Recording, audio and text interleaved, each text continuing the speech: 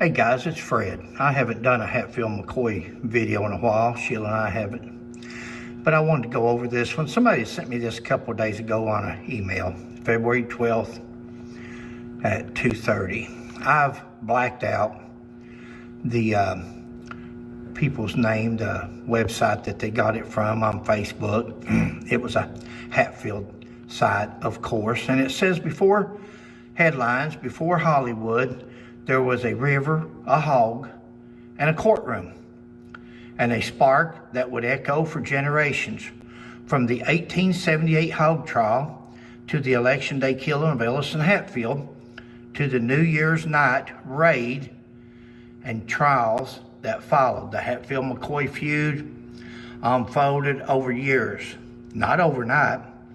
What began as a dispute between the families of Devil Anse and Randolph McCoy became one of the most legendary conflicts. And let me see if I can scroll down there. It's hard for me. In American history, two families, one river, a story that shaped the Tug Valley forever. If you ever live long enough along the Tug River, tell which side you're on. Guys, let's, like we do everything else, truth with proof, let's just dissect this just 1 minute. There was a hog in a courtroom. There was a river. From 1878 hog trial. How did we get to 1878? How did we get to 1878 at the beginning of these hard feelings? The beginning of the making of a feud. 1878. I'm going to show you truth with proof here in a minute, but let's go down here. Randall McCoy, Devil Anse's family. Two families, one river. A story that shaped history. Guys, that hog trial was 1878. The Civil War was 1865. Now again, Sheila and I like truth with proof. Now we have shown these videos. If you want to go back to the beginning of our Sheila's library on Hatfield McCoy Museum Adventures, you'll see these same Civil War papers. Now remember, Civil War papers, nobody knew who Devil Anse Hatfield, nobody knew who Anderson Hatfield was. Nobody knew who he was back during that time. Nobody knew who Randall McCoy was during the Civil War. They didn't know that these two fellas was going to turn out to be famous for fighting a family feud 150 years later. They just knew them as their names, and these are Civil War records. Now, this fella here, this Hatfield fella, learned from some of the Hatfield book writers from way back in the past, Coleman C. Hatfield. This is the kind of propaganda that started all these stories. They even made a mini-series about it. They even made look there at Devil Anse Hatfield. Supposed to be 6 foot tall. There's Ellison Hatfield. He was only 6'10", or 5'10" rather. His Civil War records in here, 5'10". Devil Anse's Civil War records right here, he was 5'6". Isn't it funny how truth with proof, there's a picture. Photographs don't lie. Look at this, how they did this story here. Look at this picture here. Look at Devil Anse, how big they got Devil Anse, how little they got Randall McCoy. Now that's Civil War records. Devil Anse was 25 years old and 5'6". Anderson Hatfield. Here's Randall McCoy. Randall McCoy, 6 foot tall. 6 foot tall. That's not doctored. That's not fixed up. That's truth with proof.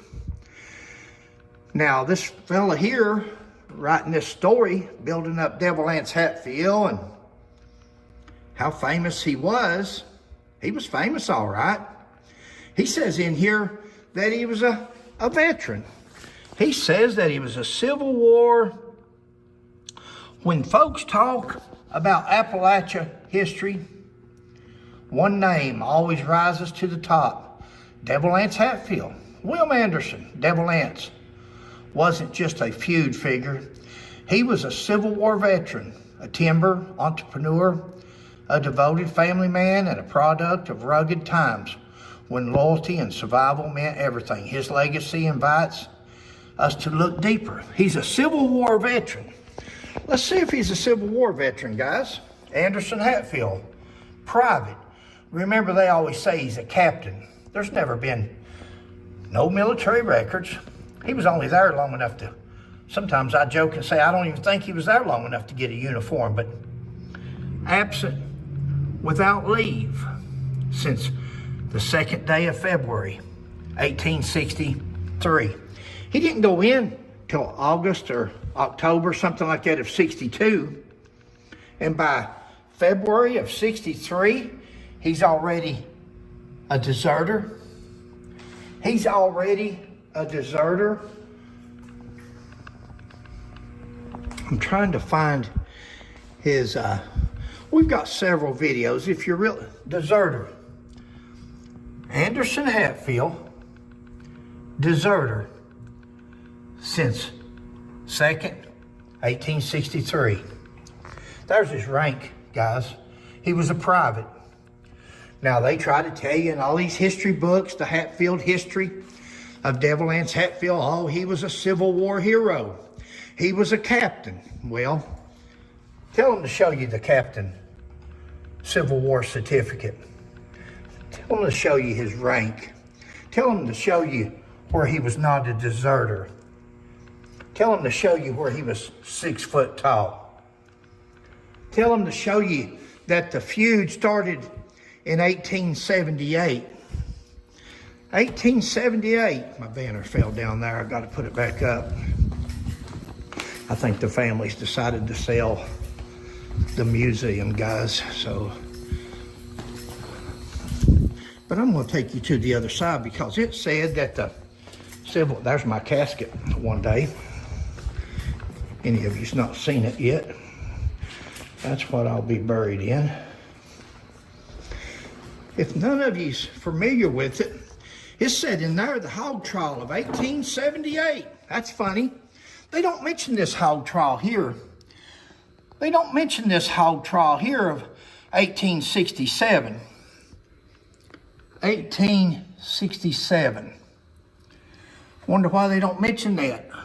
Look at the 4 names up there. Ellison Hatfield. Ellison Hatfield and 3 of his friends stole 4 hogs from Asa Peter McCoy. There's the story on it, give you something to read. But better yet, we have got a bunch of videos if you'll go read or go look back through Sheila's library. Now that's my great-great-grandfather, guys. That's Preacher Anse Hatfield. That is my great-great-grandparents right there. Polly and Preacher Anse. I was looking at the old replica cabin over here to the side. So when you see these people and they say the feud started in 1878, don't believe it. The feud started with the Civil War. The hard feelings started with the Civil War. The hard feelings started. We had this guy right here. That's Jim McCoy. That's the one that moved to Liberty. That's one of the reasons we moved. That's Jimmy Wolford's grandfather. He's the one that buried the hatchet. I'll show you a hatchet over there at Schwab. There's Dr. Price. That was his doctor when he lived here in Liberty, Kentucky. There's his brothers and sisters. And a guy from Michigan called the other day, and he's Jimmy Wolford's cousin. Had a good conversation with him. Real good fella. And there's some of Jimmy's records that he made. Guys, these cases are for sale. Individual cases. There's Jimmy Wolford's. There he is signing. This is not, some people say, well, what's authentic? Well, you can't get no more authentic than a man with a blank guitar and his signature, and then hit showing it when he's done. He wrote one to Sheila. He loves Sheila. And he gave one to the museum. There's the letter of authenticity with his signature. Signed, autographed. That's his grandfather's shotgun. That's his grandmother's blanket. Quilt. The museum is for sale. Again, you can talk to the family. This is there's the only known copy of the warrant that come from Stephen Hatfield. The only known copy of that warrant. You know, this same fella, it's funny, I'm looking at this shotgun. This same fella that wrote that story over there and said that the feud started in 1878 with the pig trial. That's the same guy that has a sawed-off shotgun. He says that Devil Anse Hatfield took a perfectly good 1897 Winchester pump 12-gauge shotgun and sawed the barrel off. Made a riot shotgun out of it. Yeah, okay. If you guys want to believe a mountaineer frontiersman would do that to a perfectly good shotgun, there's another 1878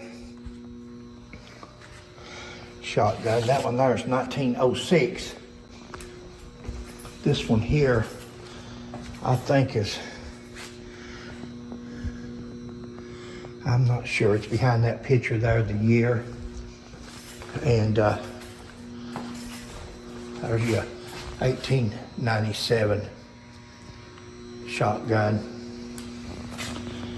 And our shotgun cap supposedly broke over a tree. There's the Cap Hatfield holding his hat.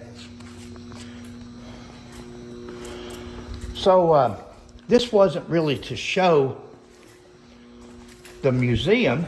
I just wanted to give a little bit of a history of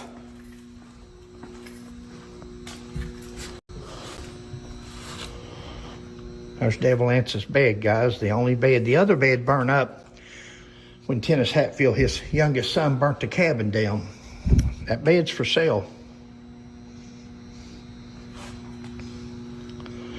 That bench, that's the bench that's in the famous photograph here with the family when they were on the Hatfield and McCoy moonshine. Oh, that's that gun that they tried to put off on the Pawn Stars like it was Cap Hatfield's gun, but yet if they would have run the serial number on the gun, they would have found that the gun wasn't even made until 1896. That was 6 years after the feud had ended. But somewhere in here is that, here you go. There's that bench. And there's that bench right here. And all these pictures when they were doing the History Channel of the Hatfield family. That's that bench right there. That's American Pickers that went to Godey's. There's Sheila and I when we bought the bed for Mother. Mother sent us after. There's all the letters of authenticity and all that. Okay. I don't know how I got on this, but I'm just gonna give a quick run through.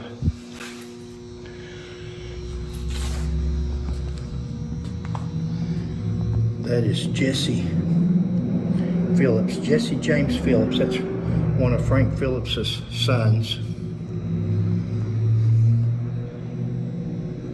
There's my mother. My mother collected all this stuff, guys. These flags here have flown everywhere from the old Blackberry post office back in Ransom, Kentucky, to Make One City Jail, to the capital of Kentucky and Frankfort, Pike County Courthouse, Renfro Valley.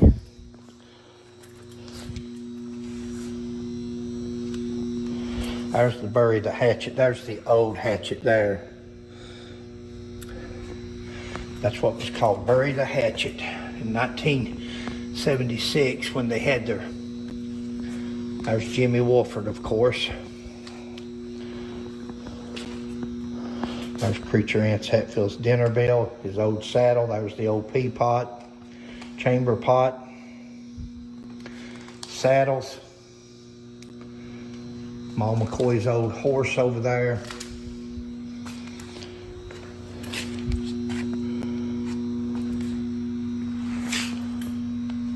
Life magazines.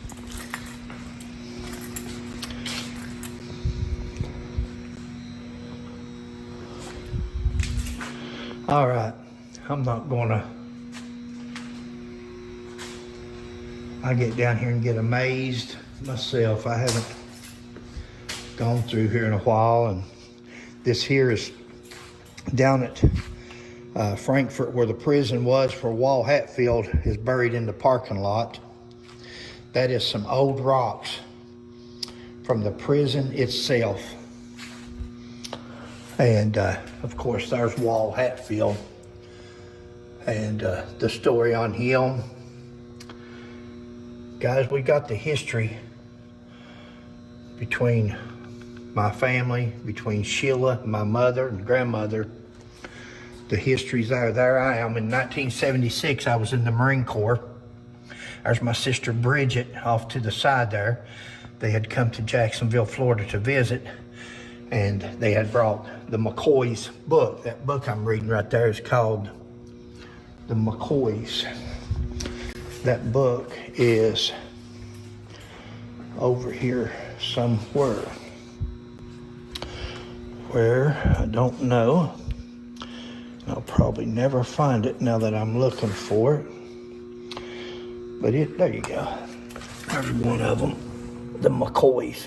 I've got the book cover often of it there, but I was 18 years old then.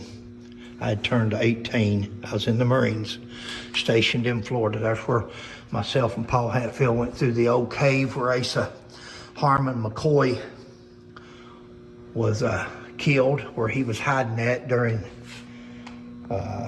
after he got discharged from the Civil War. There's metal detectors and things that we took up there. There's where the hillbilly name came from, Devil Anse Hatfield. Bibbed overalls, holding a shotgun in one hand and a pistol in the other over his chair. There's the Hatfield McCoy lamps. That's one of the first sets that was made. That come from Joseph Hatfield, Joseph McCoy. Joseph and Leonard are the ones that financed. Jimmy Wolford made the lamps, but they financed them. And they took the first sets, gave to their children, the first 6 sets. That's one of the sets, first sets that they gave to their children. And it just goes. All right, guys, I just wanted to give you a heads up of truth with proof. Devil Anse Hatfield was a deserter since February of '63. He didn't go in until August, September, October, sometime in the fall of '62. So he was only there. Now, says in one place I was reading where somebody said he was a hero. He just went home to protect his family. Can you imagine people in Iraq or Afghanistan or Vietnam or Korea jumping up and leaving and saying, I'm going home. I got to go protect my family. Why didn't Randall McCoy go? Why didn't Uriah McCoy? Here's my great-grandfather. His son, Asa McCoy, married Nancy Hatfield, Preacher Anse Hatfield's daughter. That's my grandparents. This is my great-great-grandfather. He was actually shot. Him and Randall McCoy served together. They said Devil Anse just went home to protect his family. Well, why did he wait till he got in the heat of battle? Why did he wait till he got, because when he left, and those 15 or 16 others run with him, it left those people short-handed. Everybody in that company that was fighting that day in the 45th was either killed or taken prisoner of war. Uriah McCoy, prisoner of war. That's my great-great-grandfather. Anse, or not Anse, but Randall McCoy, prisoner of war. Prisoner of war. Those are 2 prisoners of war. Here's a deserter, absent without leave. There's your hero. That's how you talk people into being heroes. That's how you talk people into history. They get pictures, they get artists to draw pictures of them, they put them all over these books. Because see, half of these books that's over here are written by Hatfields or Hatfield supporters. Hatfield supporters. Coleman C. Hatfield, Robert Spence. That was Virgil Carrington Jones. That's some of the first books that ever came out. And they were all Devil Anse's friends or family, and they supported. In the other books that didn't, they come out and just followed suit. They didn't want to do their own research, so they come out and just wrote what other book writers before them wrote, and that's how the stories got started. There's 4 of mine and Sheila's books. 5. Jimmy Wolford's up there. All right, guys, that's going to be it. There's an old picture, 1975 to 2018 is when I retired. I got hurt making the rest, but that took care of 40 years. That was a 40-year career in law enforcement. Thanks, guys. Catch you next time.